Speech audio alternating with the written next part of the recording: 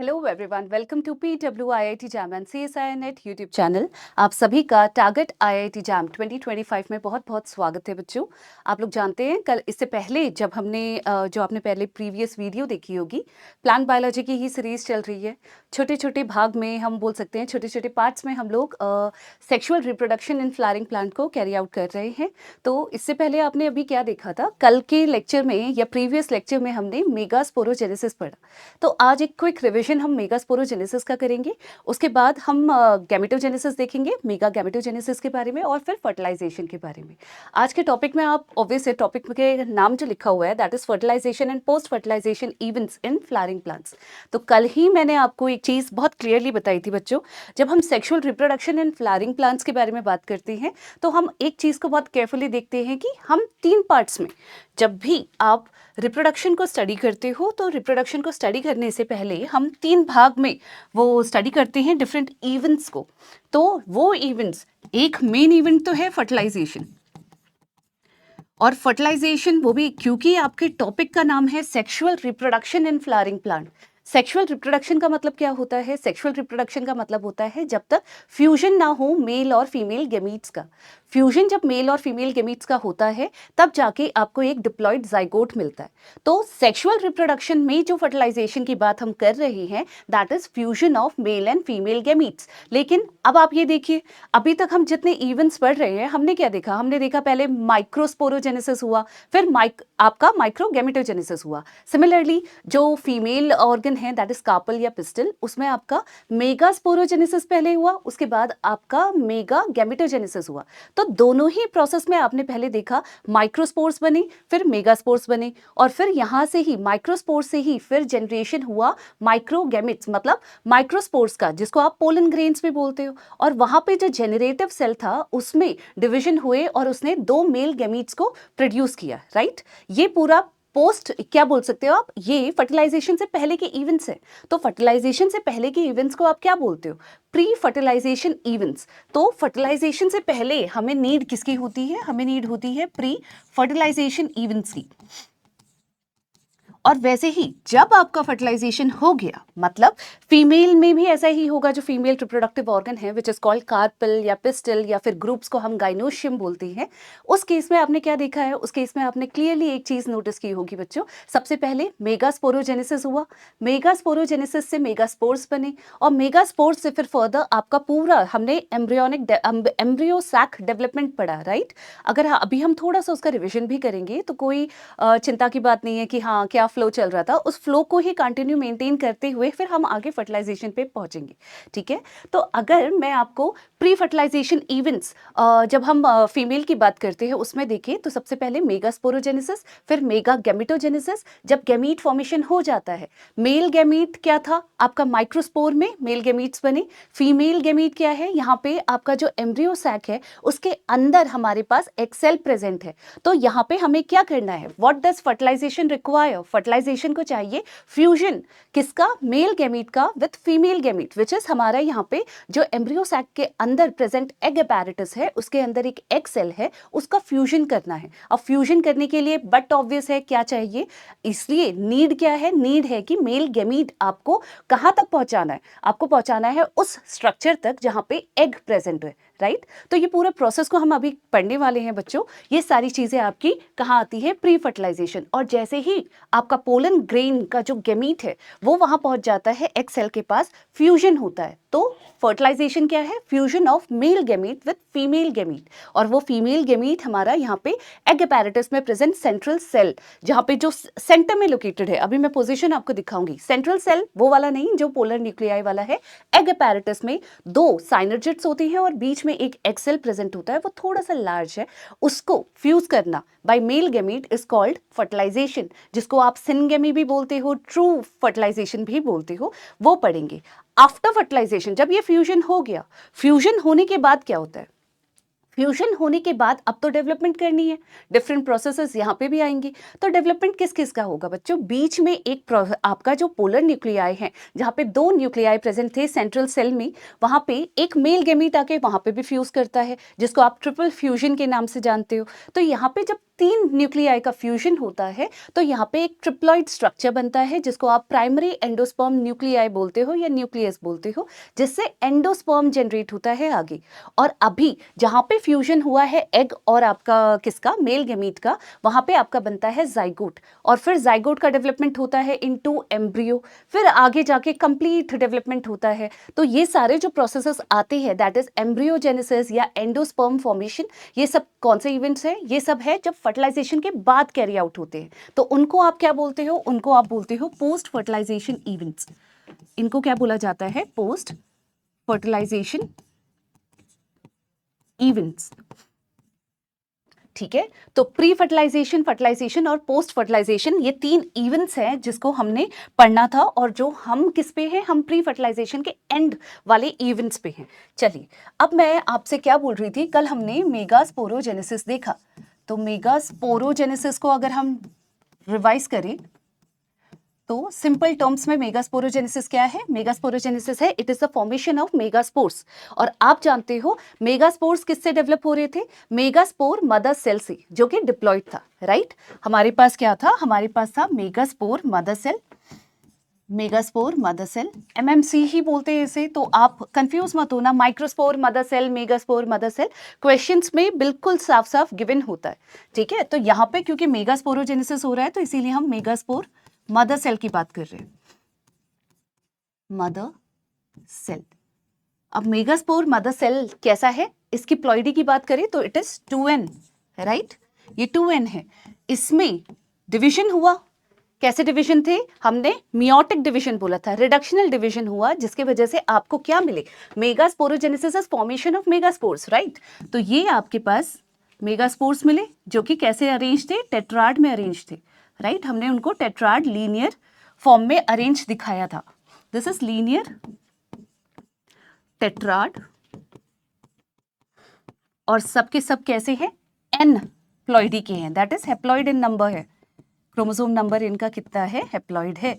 तो ये आपके बन गए मेगास्पोर्स, राइट? कहाँ से स्टार्ट हुआ था? मेगास्पोर मदर सेल से शुरू हुआ था, और कहाँ पे खत्म हुआ है? आपके मेगास्पोर फॉर्मेशन हो गया। तो ये हमारे बन गए मेगास्पोर्स। अब ऑब्वियस है, आपने पोलन जर्मिनेशन या पोलन ग्रेन डेवलपमेंट जब हमने पढ़ा था, ये आपके मेगास्पोर्स हो गए। उसमें भी आपने क्या देखा? पोलन ग्रेन्स जो थे they are also called microspore. और माइक्रोस्पोर क्या करते हैं? ये जब या तो पॉलिनेशन के टाइम पे ये 2 सेल स्टेज से 3 सेल स्टेज में कन्वर्ट हो जाते हैं, या मेजॉरिटी टाइम से 2 सेल स्टेज पे ही पॉलिनेशन के टाइम पे लैंड करते हैं ऑन स्टिग्मा। ये डिफर करता है, जब मैंने आपको पढ़ाया था आप उस वीडियो को देख सकते हो, आराम से आपको क्लियर हो जाएगा। तो आपका ये मेगास्पोर जो होता है, इसमें भी मैंने क्या बोला था बच्चों?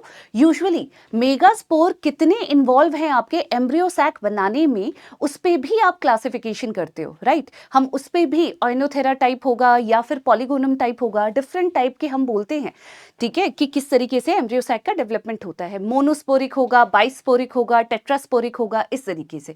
तो यूजुअली क्या होता है, जनरली आपको बता रही हूँ, जो एंजियोस्पर्म्स में हम देखते हैं उनमें से ये जो लीनियर टेट्राड है उसमें से 3 जो होते हैं मेगास्पोर्स, वो क्या करते हैं? दे गेट डीजेनरेटेड, वो डीजेनरेट हो गए, तो रिमेनिंग कितना बचा? रिमेनिंग आपके पास केवल एक बचा, जिसकी हमने मोनोस्पोरिक डेवलपमेंट कल पढ़ी थी। आज उसी से कंटिन्यूएशन में हम पढ़ने वाले हैं, इसीलिए आपको ब्रीफिंग कर रही थी। तो इनमें से क्या होता है, अगर मैं यहां पे लिख दूं 3 मेगास्पोर्स क्या हो जाएंगे? मेगास्पोर्स डीजेनरेट करते हैं, only one remains functional and only one remain functional।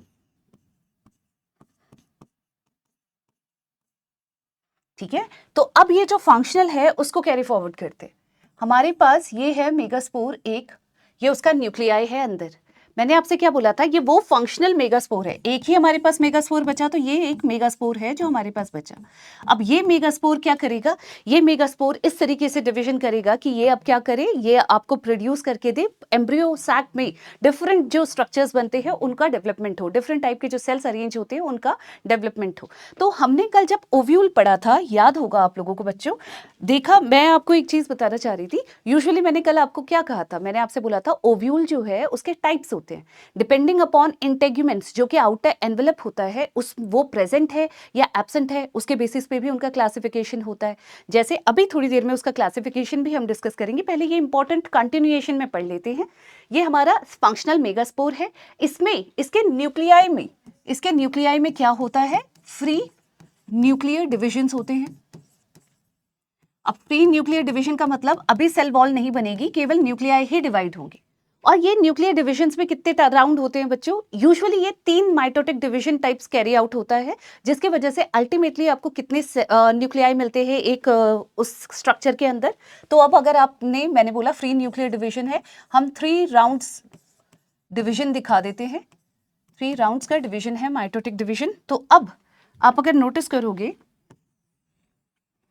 हमने एक चीज आपको याद होगी, जब हम ओव्यूल पढ़ते हैं तो जहां पे माइक्रोपाइल प्रेजेंट होता है दैट इज माइक्रोपाइलर एंड, और उसके ऑपोजिट साइड वाला जो एंड होता है that is called chalazal end, right. अब इसको कंसिडर करते हैं, दिस इज माइक्रोपाइलर एंड, ये हमारा माइक्रोपाइलर एंड है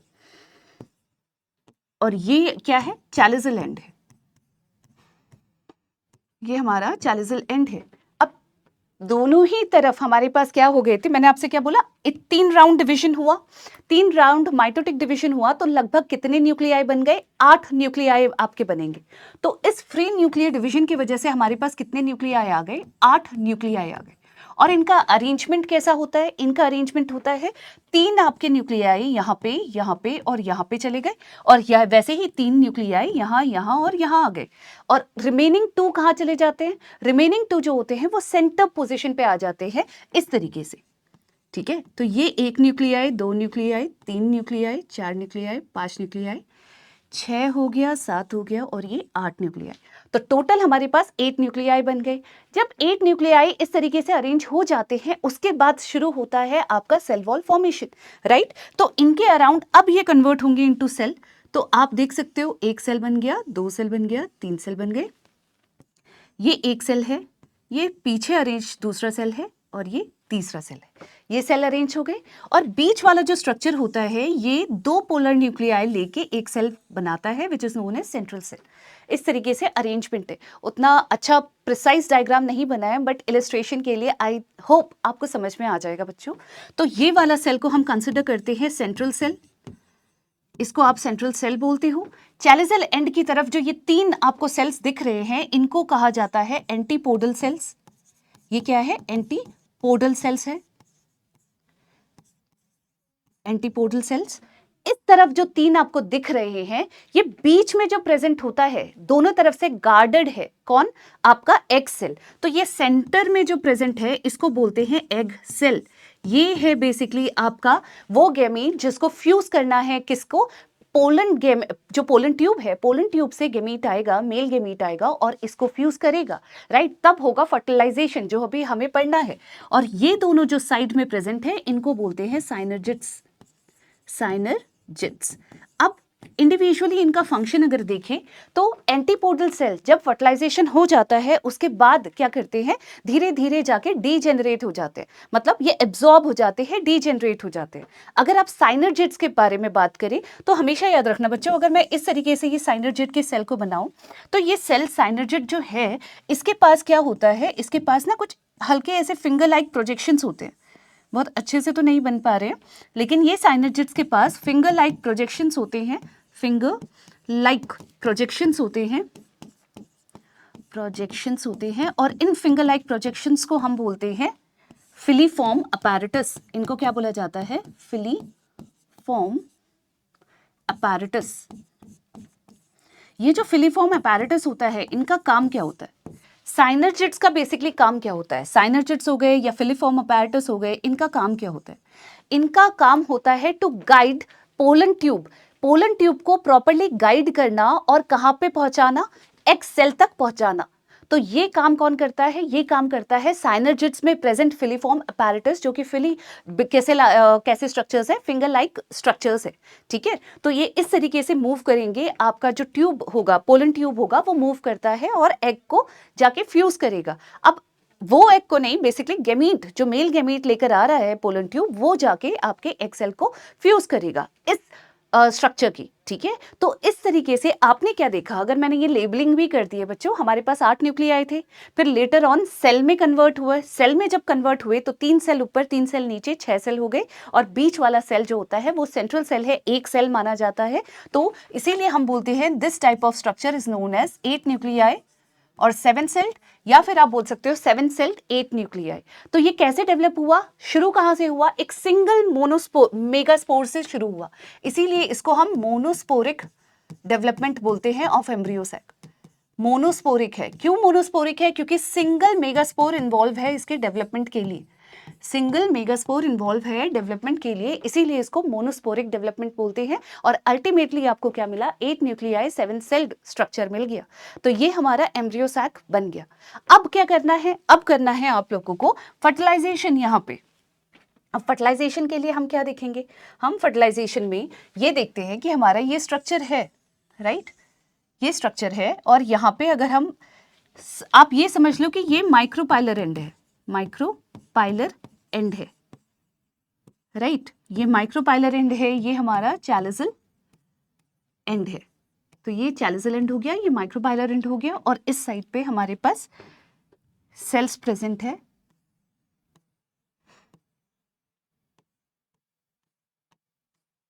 इनको बोलते हैं एंटीपोडल सेल्स। फिर से, और फिर इस साइड पे आपके पास प्रेजेंट है साइनर्जिड्स और एक्सेल।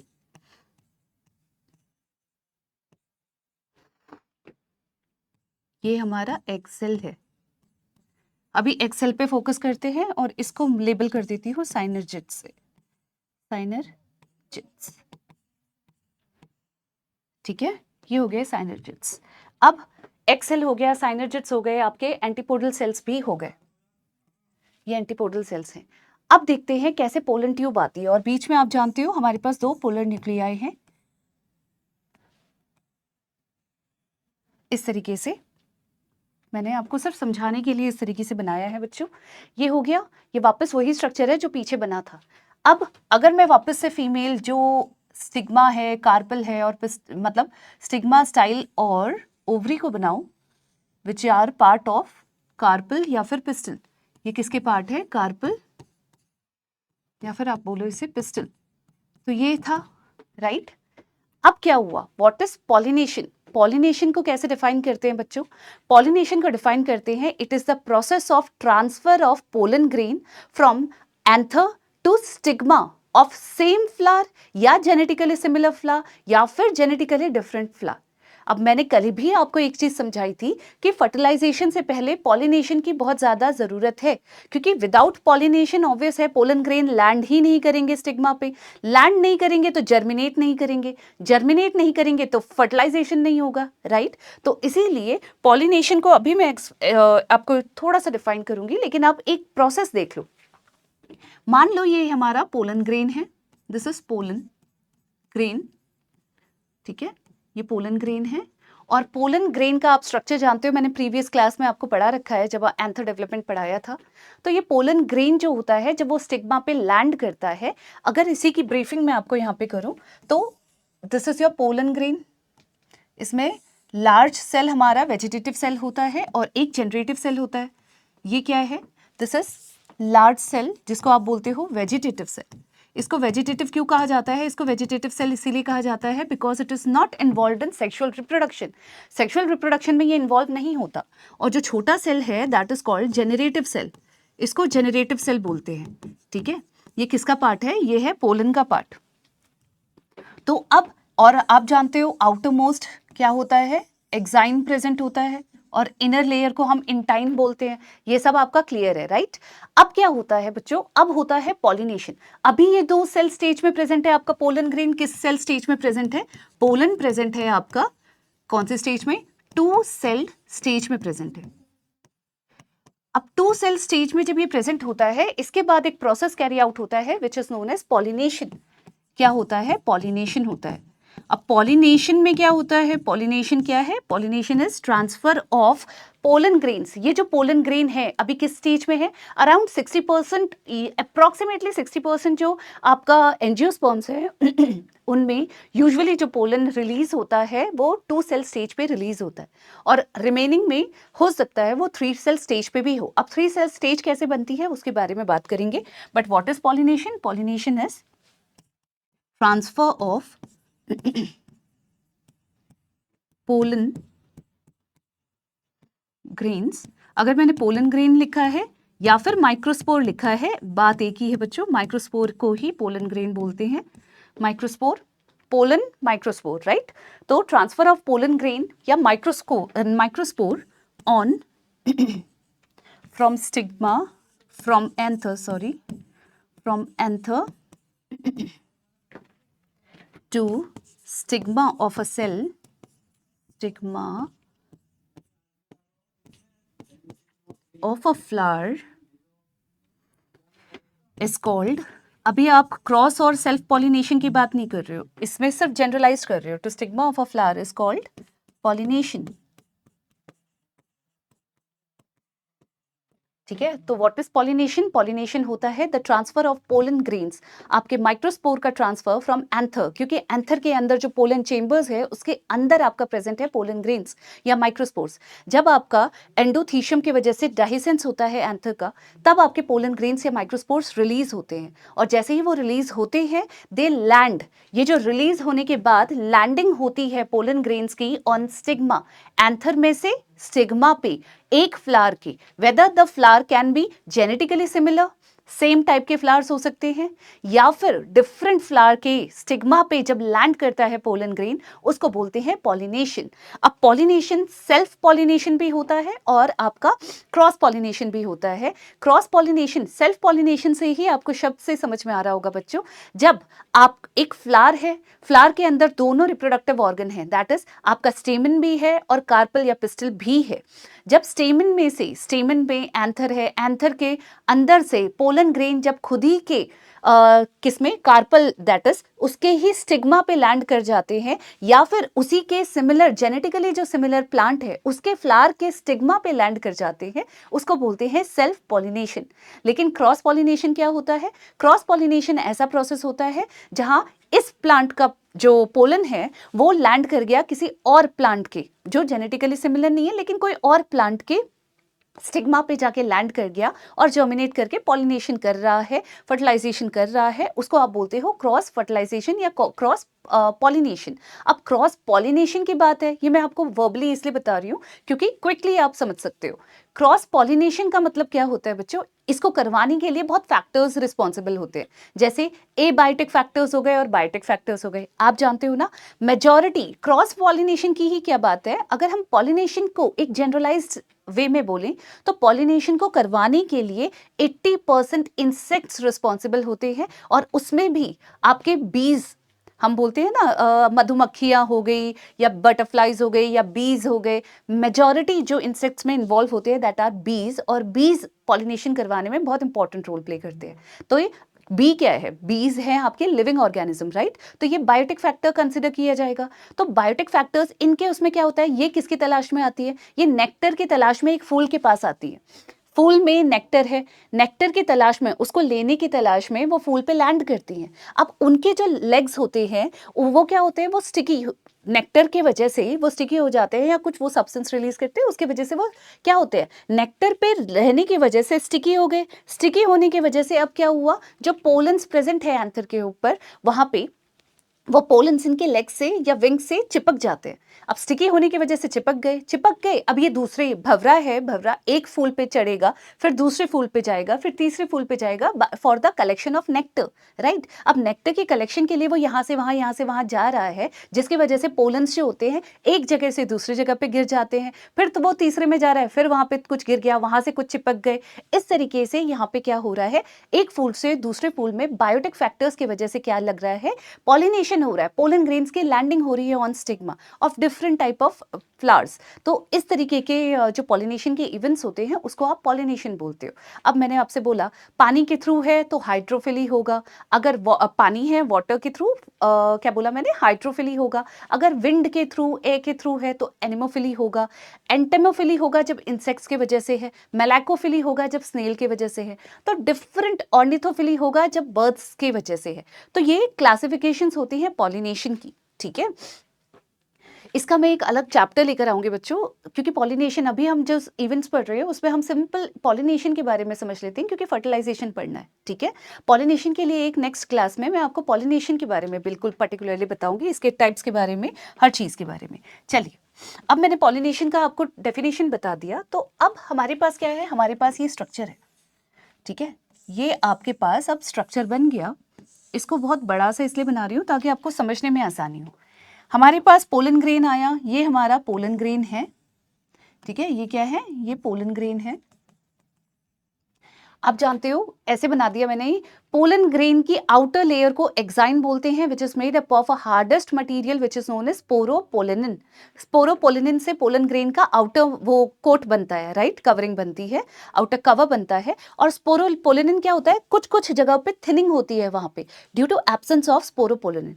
वो थिनिंग क्यों होती है, वहां से वो जर्म पोर फॉर्म करता है, इसीलिए थिनिंग होती है, क्योंकि अंदर से आपको वेजिटेटिव जो सेल है वो पोलन ट्यूब को लेकर आएगा along with fusion with intine, तो वो बाहर इस तरीके से निकल के आएगा। वो निकलने के लिए उन जगहों पे पोर क्या होता है, थिनिंग होती है। तो अब आपका जब पोलन ग्रेन लैंड हुआ तो इसके पास एक था वेजिटेटिव सेल और एक था generative cell. This is vegetative cell, vegetative cell, और ये है जेनरेटिव सेल। अब ये जेनरेटिव सेल क्या करता है, इट अंडरगोज डिवीजन और प्रोड्यूस करता है दो मेल गैमीट्स, एक मेल गैमीट और एक और मेल गैमीट। तो टोटल कितने गैमीट बनाए इसने, जेनरेटिव सेल ने डिवाइड होके दो मेल गैमीट बनाए जब वो लैंड करता है। तो इसीलिए मैंने आपसे बोला था, कभी कभी तो क्या होता है, जेनरेटिव सेल दो मेल गैमीट के फॉर्म में ही जब रिलीज हो रहा होता है तब कर लेता है, तो 3 सेल स्टेज में ये बनेगा। लेकिन कभी कभी क्या होता है, 2 सेल स्टेज में लैंडिंग होती है, जब ये फिर डिविजन करके दो मेल गैमीट बना लेता है। तो दो मेल गैमीट यहाँ पे बना लिए इन्होंने, तो टोटल अब क्या हो गया, एक वेजिटेटिव सेल है और दो मेल गैमीट अब हमारे पास प्रेजेंट है। ये जो वेजिटेटिव है, मैंने आपसे क्या बोला, वेजिटेटिव सेल को इसीलिए वेजिटेटिव बोलते हैं because it is not involved in sexual reproduction. इसका काम होता है पोलन ट्यूब का फॉर्मेशन करना। अब आप देखिए, ये वेजिटेटिव सेल है, ये वेजिटेटिव सेल क्या करेगा, ऊपर इस तरीके से, मतलब आप मान के चलो कि ये निकल गया बाहर and it is forming, vegetative cell is forming pollen tube. इस तरीके से पोलन जर्मिनेट कर रहा है and it is moving inside the ovary, जहां पे ओव्यूल प्रेजेंट है, ओव्यूल प्रेजेंट है, और ओव्यूल के अंदर आपका एम्ब्रियो सैक डेवलपमेंट हो गया है। और अभी फोकस करते हैं, ये है हमारा एग सेल, और एग सेल के बाजू में हमारे पास प्रेजेंट है साइनर्जिड्स। ये क्या है, ये है एग, ठीक है। और इस साइड पे एंटीपोडल सेल्स हैं और बीच में हमारे पास पोलर न्यूक्लियाई है, ठीक है। ऐसे समझते हैं। हमने एग देख लिया, एग यहाँ पे है, और ये आपके पास साइनर्जिड्स है, दीज आर साइनर्जिड्स। बहुत बेसिक स्ट्रक्चर बना रही हूँ बच्चों, प्रिसाइज करके नहीं बना रही हूँ। एग हो गया और साइनर्जिड्स हो गए। ये पोलन ट्यूब आ रही है। अब पोलन ट्यूब का कलर चेंज कर लेते हैं थोड़ा सा, क्योंकि कंफ्यूजन होगा कि क्या पोलन ट्यूब है। तो ये पोलन ट्यूब आई, पोलन ट्यूब इस तरीके से आती है, ये हमारी पोलन ट्यूब आई और पोलन ट्यूब इस तरीके से आ रही है and it is entering into यहां से। तो यहां पे जो फिलीफॉर्म अपैरेटस था, फिलीफॉर्म अपैरेटस का काम क्या था, to provide direction to the pollen tube. Pollen tube को कहां पे जाना है और कहां जाके रिलीज करना है एग को, उसके डायरेक्शन जो प्रोवाइड करता है, दैट इज फिलीफॉर्म अपैरेटस, ठीक है। कि एग यहां पे प्रेजेंट है भैया, आप यहां पे जाओ और यहां जाके रिलीज करो मेल गैमीट्स को। तो आपके ये जो दो मेल गैमीट्स हैं, ये दो मेल गैमीट्स अच्छे से कहां से ट्रैवल होके आ रहे हैं, इस एग सेल से। ये जो जेनरेटिव सेल से दो मेल गैमीट बने, ये पोलन ट्यूब के थ्रू ट्रैवल करके आ रहे हैं, नीचे नीचे नीचे नीचे आ रहे हैं, नीचे आ रहे हैं इस तरीके से।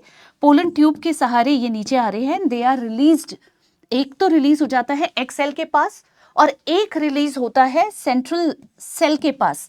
तो हमने क्या बोला, आउट ऑफ 2 मेल गैमीट्स, यहां पे 2 मेल गैमीट आए, क्योंकि फर्टिलाइजेशन पढ़ रहे हैं। Fertilisation is fusion of gametes, और फ्यूजन ऑफ गैमीट्स करने के लिए हमारे पास 2 मेल गैमीट है। अब आप एक देखिए, एक 1 मेल गैमीट, एक मेल गैमीट जो होता है, it is released, gamete is released near egg cell, egg cell के पास रिलीज हो जाता है, ठीक है। जब एग सेल आ गया, अब हमारे पास क्या है, हमारे पास है egg cell, this is egg cell जो थोड़ा लार्ज होता है, और इसके पास हमारे पास क्या आ गया है बच्चों, यहां पे आ गया है ये मेल गैमीट है, दिस इज मेल गैमीट। तो व्हाट इज फर्टिलाइजेशन? जब सेक्सुअल रिप्रोडक्शन में फर्टिलाइजेशन पढ़ते हैं, what is fertilisation? It is the fusion of male and female gamete. तो हो गया, दोनों पास पास आ गए, राइट? मेल गैमीट भी आ गया, फीमेल गैमीट भी है यहाँ पे, इनके बीच में होगा फ्यूजन। यस, फ्यूजन हुआ, फ्यूजन के वजह से यहाँ पे क्या हो गया? This is fusion of male gamete with female gamete. Fusion हुआ एंड फ्यूजन के बाद आपके पास क्या मिला? आपको मिला एक सेल जिसमें दो है, इसका खुद का न्यूक्लियाई है और इसका एक न्यूक्लियस है। कितने न्यूक्लियस है? दो न्यूक्लियस है। इन दोनों के नेचर कैसे थे? इन दोनों के नेचर थे, ये भी हेप्लॉइड है, ये भी हेप्लॉइड है। हेप्लॉइड हेप्लॉइड गैमीट्स क्या है? हेप्लॉइड है इनका नेचर, और हेप्लॉइड होने की वजह से n प्लस n कितना हो गया? 2n हो गया। तो इसका मतलब जब फ्यूजन होता है मेल और फीमेल गैमीट का, फ्यूजन होने के बाद which is known as fertilisation, which is known as true fertilisation, which is known as syngamy, आपको एक स्ट्रक्चर मिलता है which is single cell structure, और ये होता है zygote. This is called zygote which is 2n। Single celled structure मिला, एक सिंगल सेल मिला है ना। जाइगोट क्या है? जाइगोट एक सिंगल सेल। सिंगल सेल में आपके पास पेरेंट मेल और फीमेल दोनों के क्या थे? आपके n नंबर ऑफ क्रोमोसोम्स थे, तो n प्लस n 2n हो गया। तो यहां पे मिल गया आपको zygote which is a single celled diploid structure. कैसा स्ट्रक्चर है? Single celled diploid. 2n का मतलब होता है डिप्लॉइड।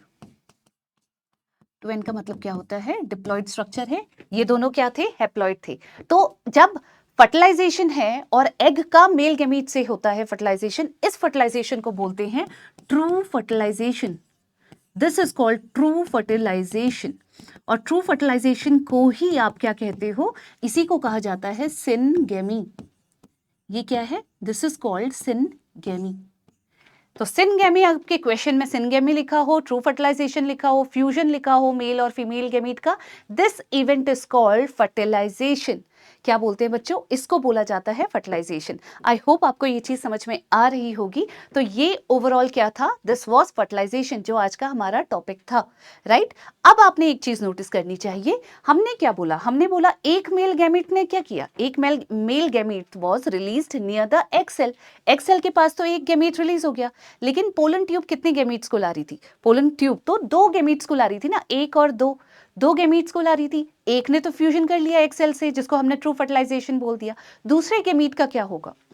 दूसरे गैमीट का क्या होगा? अब अगर हम देखें दूसरे गैमीट का क्या होगा, तो आप यहाँ पे नोटिस करोगे बच्चों, यहां लिखती हूं द सेकेंड गैमीट, जो सेकेंड मेल गैमीट है, second male gamete is released near central cell, right? अब सेंट्रल सेल के पास एक गैमीट है। अब कुछ और नहीं बनाते, फिर से वापस से हम अपना एम्ब्रियो सैक बनाते हैं। यहाँ पे हमारे पास एंटीपोडल सेल्स है, राइट? क्विकली, एंटीपोडल सेल्स है। बीच में इसी को मान लेते हैं, इसमें हमारे पास दो पोलर न्यूक्लियाई हैं, राइट? ये सेंट्रल सेल मान लेते हैं, इसके पास दो पोलर न्यूक्लियाई हैं। This is central cell. अब पूरा फोकस सेंट्रल सेल पे करते हैं। सेंट्रल सेल के पास दो पोलर न्यूक्लियाई हैं। कितने पोलर न्यूक्लियाई हैं? दो पोलर न्यूक्लियाई हैं। इवेंचुअली क्या होता है? ये दो पोलर न्यूक्लियाई जो होते हैं, ये फ्यूज कर जाते हैं एक दूसरे के पास। अब अगर ये फ्यूज कर जाएंगे, फ्यूज करेंगे, तो ये ऑब्वियस है, फ्यूज करके क्या हो जाएंगे? ऑब्वियस डिप्लॉयड हो जाएंगे। n और n था तो डिप्लॉयड हो गए, राइट? ये क्या करते हैं? ये फ्यूज हो जाते हैं एक दूसरे के साथ। अब ये तो फ्यूज हो गए। अब हमने क्या बोला? हमने बोला एक और मेल गैमीट जो था, it was released near central cell. तो ये क्या है? This is your male gamete. ये मेल गैमीट है जो आया है यहाँ पे, और ये अब किसके साथ फ्यूज करेगा? ये फ्यूज करता है सेंट्रल सेल के साथ। मैंने आपसे क्या बोला? सेंट्रल सेल में आप जानते हो दो पोलर न्यूक्लियाई थे, इसीलिए हमने 8 न्यूक्लियाई और 7 सेल्ड बोला है, क्योंकि एक ही सेल में दो न्यूक्लियाई हैं। ये दो न्यूक्लियाई इवेंचुअली फ्यूज कर जाते हैं। प्लस अभी हमारे पास एक मेल गैमीट आया, ये मेल गैमीट इस सेंट्रल सेल के साथ फ्यूज कर जाएगा। जब सेंट्रल सेल के साथ फ्यूज कर जाएगा, और अगर मैं यहाँ पे सिंपल से आपको समझाने के लिए स्ट्रक्चर बनाऊं, पहले दो पोलर न्यूक्लियाई थे, राइट? अब मेल गैमीट का न्यूक्लियाई भी आ गया है, मेल गैमीट का न्यूक्लियाई भी आ गया है, राइट? तो और ये सब फ्यूज हो गए, फ्यूज हो गए हैं। तो आप देखिए, ये भी n था, ये भी n था, और this is also n, right? तो 3 n आए हैं, दैट इज 3ni है, तो इसका मतलब ये स्ट्रक्चर कैसा होगा बच्चों, इसकी प्लॉइडी क्या हो जाएगी, this will be 3n structure, right. क्योंकि आपके सेंट्रल सेल में ऑलरेडी 2 न्यूक्लियाई प्रेजेंट थे विच वर हैप्लॉइड इन नेचर, और उसके बाद एक और मेल गैमीट का न्यूक्लियाई आया which is also haploid in nature, तो 3n equals to 3n structure बन गया which is called triploid structure. This is triploid structure. अभी तक आपने हेप्लॉइड देखा, हेप्लॉइड को हम n से रिप्रेजेंट करते हैं, डिप्लॉइड को हम 2n से रिप्रेजेंट करते हैं जो आपके जाइगोट था। अब ट्रिप्लॉइड स्ट्रक्चर भी बन गया, तो एक फ्यूजन आपका किससे हुआ, मेन एग सेल से हुआ। एक फ्यूजन कहां पे हो रहा है, सेंट्रल न्यूक्लियाई से हो रहा है मेल गैमीट का, तो ये सेकेंड फ्यूजन हो गया आपका। इसीलिए आपने एंजियोस्पर्म में देखा होगा हम बात करते हैं डबल फर्टिलाइजेशन की। व्हाट इज डबल फर्टिलाइजेशन बच्चों, अब आपके लिए आपके दिमाग में क्लियरली आ जाना चाहिए what is double fertilisation. What is double fertilisation? Double fertilisation क्या होता है, डबल फर्टिलाइजेशन होता है one fertilisation, one fusion. Fertilisation क्या है, फ्यूजन ऑफ गैमीट्स बोला क्योंकि सेक्सुअल रिप्रोडक्शन कर रहे हैं। अब फ्यूजन ऑफ गैमीट्स कहाँ पे, एक्स सेल एक गैमीट है, आपका मेल एक गैमीट आया और फ्यूज कर दिया, वो ट्रू फर्टिलाइजेशन था, वो एक फर्टिलाइजेशन इवेंट हुआ। तो इसमें डबल फर्टिलाइजेशन में एक इवेंट आपका ट्रू फर्टिलाइजेशन होता है which is also known as syngamy, ठीक है। ये हो गया आपका ट्रू फर्टिलाइजेशन जिसको आप फर्टिलाइजेशन बोलते हो। और दूसरा फर्टिलाइजेशन का इवेंट इस प्रोसेस में कहाँ हो रहा है, दूसरा फर्टिलाइजेशन का इवेंट आप यहाँ पे देख सकते हो, सेंट्रल सेल के साथ एक पोलर न्यूक्लियाई आके एक सेंट्रल सेल के साथ एक मेल गैमीट आके फ्यूज कर रहा है और बना रहा है ट्रिप्लॉइड स्ट्रक्चर। ये दूसरा फर्टिलाइजेशन है, क्योंकि आप एक फर्टिलाइजेशन, ये जो एक पूरा प्रोसेस था उसमें 2 बार फर्टिलाइजेशन हो रहा है या फ्यूजन हो रहा है, इसीलिए इसको कहते हैं डबल फर्टिलाइजेशन। तो सेकेंड इवेंट कौन सा है, सेकेंड इवेंट है जब आपका मेल गैमीट फ्यूज करता है, फ्यूजेस विथ सेंट्रल सेल,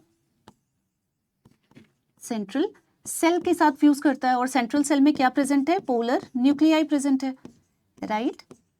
तो जब सेंट्रल सेल में पोलर न्यूक्लियाई प्रेजेंट है और उनके साथ फ्यूजन हो रहा है, तो इस वाले प्रोसेस को आपने क्या बोला, सेकेंड फर्टिलाइजेशन। और सेकेंड फर्टिलाइजेशन के बाद जो पहला फर्टिलाइजेशन से आपको क्या मिला, जिसको ट्रू फर्टिलाइजेशन बोला, तो उसको आपको डिप्लॉइड स्ट्रक्चर मिला विच वाज जाइगोट, राइट। और सेकेंड फर्टिलाइजेशन जिसको हम डबल फर्टिलाइजेशन में इंक्लूड करते हैं, तब आपको जो स्ट्रक्चर मिला which was triploid, that is 3n structure. और इस 3n स्ट्रक्चर को आप क्या बोलते हो, जब ये फ्यूजन होता है, ये 3n स्ट्रक्चर जो मिला that is called PEN।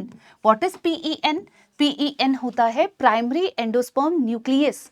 What is PEN, this is primary endosperm nucleus.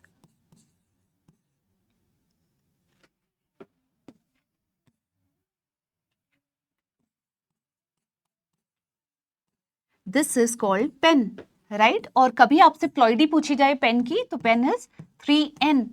इसको हमने क्या बोला बच्चों, this is called double fertilisation. अब डबल फर्टिलाइजेशन समझ में आ गया, एक और टर्म आता है which is known as triple fusion.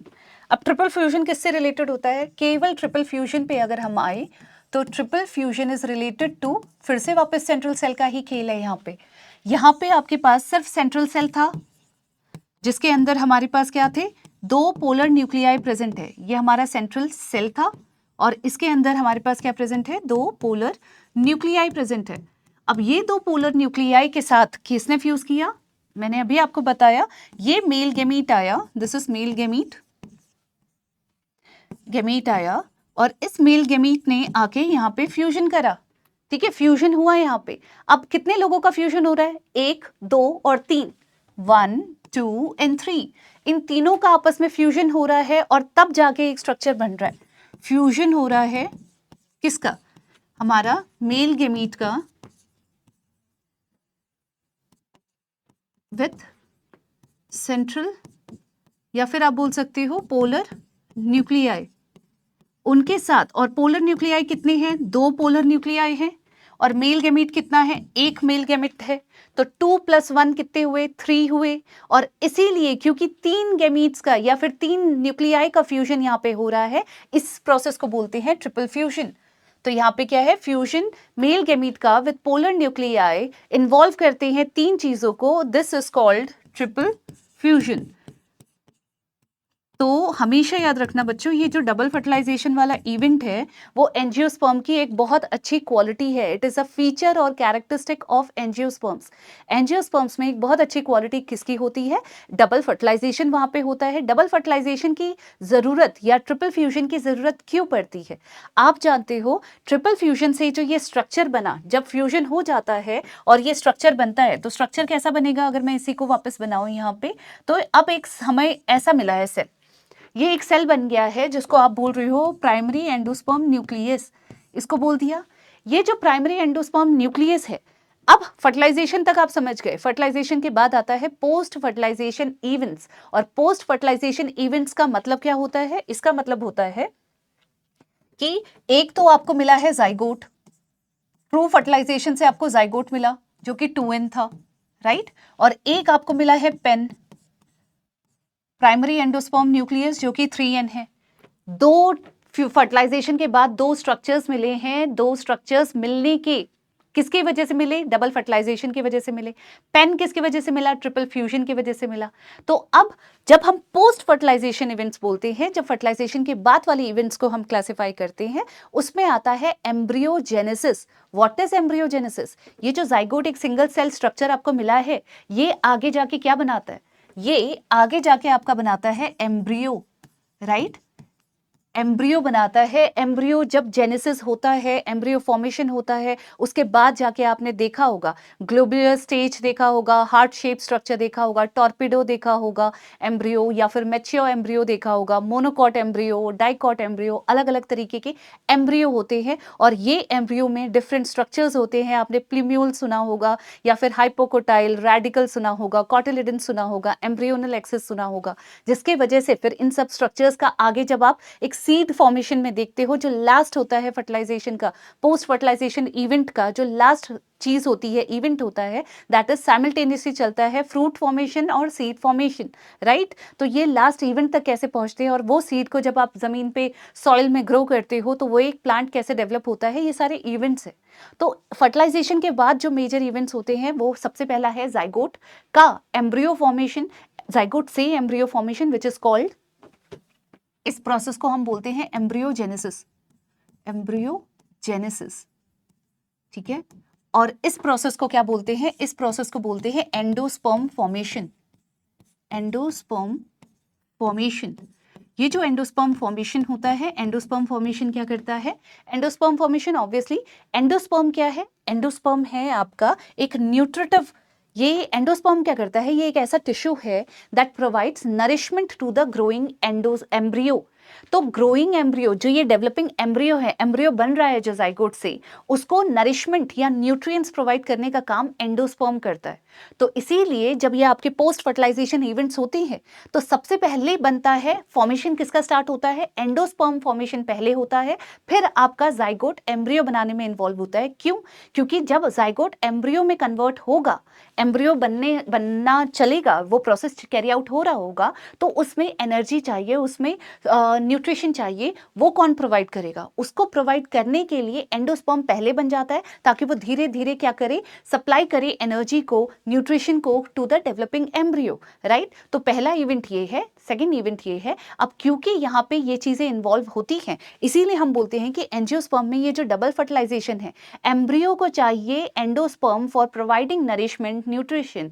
तो इसीलिए ये डबल फर्टिलाइजेशन एक यूनिक कैरेक्टरिस्टिक है एंजियोस्पर्म्स की, राइट। चलिए, आई होप आप लोगों को ये चीजें समझ में आ रही होंगी बच्चों। तो यहाँ पे हमारा ट्रिपल फ्यूजन भी हुआ। मैंने आपसे क्या कहा था? आज का जो चैप्टर है that was fully dedicated to fertilisation. तो फर्टिलाइजेशन कैसे हुआ, आई होप आपको ये चीज़ समझ में आ गई होगी बच्चों। उसके बाद मैंने टाइटल में क्या लिखा है? Post fertilisation event. उसका स्लाइट इंट्रोडक्शन मैंने आपको दे दिया, एंडोस्पर्म फॉर्मेशन, एम्ब्रियोजेनेसिस। अब इसके बाद भी हमारे पास सीड फॉर्मेशन और फ्रूट फॉर्मेशन है, जो आईआईटी जैम को डेडिकेटेड पोर्शंस हैं बच्चों, जहां से आता है। मैं आपको फिर से क्लियर करती हूँ, ऐसा नहीं है कि आईआईटी जैम में बहुत ज़्यादा डीप आता है, जैसे बहुत हायर लेवल के एग्जामिनेशंस में आता है, वैसा नहीं है। बहुत बेसिक्स है। तो बेसिक अगर आप अपने क्लियर करके चलोगे, तो बेसिक आप सॉल्व करने की कोशिश करोगे पीवाईक्यूज तो इजीली आपसे पीवाईक्यूज सॉल्व हो जाएंगे। जितना आपको पढ़ाया जा रहा है उसको बहुत केयरफुली पढ़ो। आपकी कोई भी क्वेरीज है, कोई डाउट है, मैम ऐसा हुआ तो ऐसा क्यों हुआ, कोई भी तरीके का डाउट है बच्चों, वो आप कमेंट बॉक्स पे आराम से टाइप कर सकते हो। तो इसीलिए फील फ्री टू आस्क। कुछ भी आपको डाउट होता है, कोई टॉपिक आपको नहीं आता है, आप आराम से उसकी डिमांड कर सकते हो कमेंट बॉक्स पे लिख के, तो वो हम नेक्स्ट चैप्टर उसी को ही लेकर आएंगे। ठीक है, चलिए पेन मैंने आपको बता दिया। तो ये था, एक क्विक रिवीजन कर लेते हैं। यहाँ पे मैंने आपसे क्या कहा था, मोनोस्पोरिक सिंगल मेगास्पोर हमारा जब डेवलपमेंट करता है एम्ब्रियो सैक की, तो हमारा जो स्ट्रक्चर बनता है वो कैसा बनता है, 8 न्यूक्लियाई 7 सेल स्ट्रक्चर बनता है, ये आपने देख लिया। फिलीफॉर्म अपैरेटस कहाँ प्रेजेंट होते हैं, साइनर्जिड्स में प्रेजेंट होते हैं। इनका काम क्या होता है, इनका काम होता है आपको पोलन ट्यूब को एक डायरेक्शन प्रोवाइड करना कि हाँ यहाँ पे एग है, एग सेल को आप जाके फ्यूज करो। ठीक है, सब डायरेक्शन प्रोवाइड करने का काम होता है। चैलिसल एंड पे एंटीपोडल सेल्स होते हैं जो आफ्टर फर्टिलाइजेशन डीजेनरेट कर जाते हैं, और यहाँ पे साइनर्जिड्स भी, सब चीज़ें बहुत साइमल्टेनियसली सब इन्वॉल्व होती हैं आपके डेवलपमेंट करने में। ठीक है, किसके डेवलपमेंट करने में, आपके एम्ब्रियो सैक के डेवलपमेंट में तो वैसे भी आपका मेगास्पोर इन्वॉल्व था ही, किस तरीके से ये सारे स्ट्रक्चर्स बने आपने देखा। उसके बाद कैसे फर्टिलाइजेशन में सब लोग एक साथ काम करते हैं वो भी आपने देख लिया। अब आगे बढ़ते हैं, यहाँ पे हम देख सकते हैं, मैंने पोलिनेशन के बारे में आपको बताया। Pollen grains usually 2 cell stage पे रिलीज होते हैं, और पोलिनेशन क्या है, transfer of pollen grain from anther to stigma of a flower. ठीक है, फिर ऐसे ये लैंड हुआ। वेजिटेटिव सेल को वेजिटेटिव इसलिए कहते हैं बिकॉज इट इज नॉट, किस में इन्वॉल्व नहीं होता, सेक्सुअल रिप्रोडक्शन में। तो ये बनाता है पोलन ट्यूब। तो पोलन ट्यूब फॉर्मेशन में हमारा वेजिटेटिव सेल इन्वॉल्व होता है पोलन ट्यूब फॉर्मेशन में। ठीक है, इसको याद रखना बच्चों। तो पोलन ट्यूब फॉर्मेशन में ये इन्वॉल्व हुआ। अब जेनरेटिव सेल डिवाइड होके आपका मेल गैमीट, क्योंकि जेनरेटिव सेल खुद भी क्या है, माइक्रोस्पोर में आपने हर एक सेल को हमने देखा था, मेगास्पोर में भी n नंबर में था, तो वैसे ही ये हैप्लॉइड होते हैं। आगे जाके माइटोटिक डिवीजन से 2 सेल्स प्रोड्यूस करते हैं, तो 2 गैमीट्स आ गए आपके। 2 गैमीट्स जो बनी, ये गैमीट पास होते हैं पोलन ट्यूब से, और लैंड कहाँ करते हैं, साइनर्जिड्स के थ्रू। एक रिलीज होता है गैमीट एक सेल के पास, उनका जब फ्यूजन होता है तो सिंगल सेल जाइगोट बनता है which is diploid in nature. और इसके बाद आपका जो सेकंड मेल गैमीट होता है वो सेंट्रल सेल के पास रिलीज होता है, जिसके अंदर प्रेजेंट 2 पोलर न्यूक्लियाई हैं। पोलर न्यूक्लियाई फ्यूज करते हैं सेंट्रल सेल, और सेंट्रल सेल में प्रेजेंट पोलर न्यूक्लियाई फ्यूज करते हैं, और गैमीट भी उनके साथ फ्यूज करता है। तो टोटल 3 न्यूक्लियाई एक दूसरे के साथ फ्यूज करते हैं और बनाते हैं ट्रिप्लॉइड प्लॉइडी का एक structure which is known as primary endosperm nucleus. ठीक है, जो आगे जाके एंडोस्पर्म फॉर्मेशन करवाएगा, और रिमेनिंग जो आपका ट्रू फर्टिलाइजेशन या सिनगेमी से प्रोड्यूस हुआ दैट इज जाइगोट, वो आगे जाके क्या बनाएगा, एम्ब्रियो। तो यहाँ पे क्योंकि 2 फर्टिलाइजेशन के इवेंट्स हो रहे हैं, इसीलिए इसको बोलते हैं डबल फर्टिलाइजेशन। और सेंट्रल न्यूक्लियाई, जो सेंट्रल सेल है उसमें 3 न्यूक्लियाई आते हैं जो एक दूसरे के साथ फ्यूज करते हैं, उस स्टेप को बोला जाता है ट्रिपल फ्यूजन। तो बच्चों ये आज के लिए इतना ही। आई होप आप लोगों को सब चीज़ें समझ में आई होंगी। कोई भी डाउट है आप इजी फ्री हो बिल्कुल पूछने के लिए। ठीक है, चलिए अब नेक्स्ट क्लास में मिलेंगे। Thank you so much.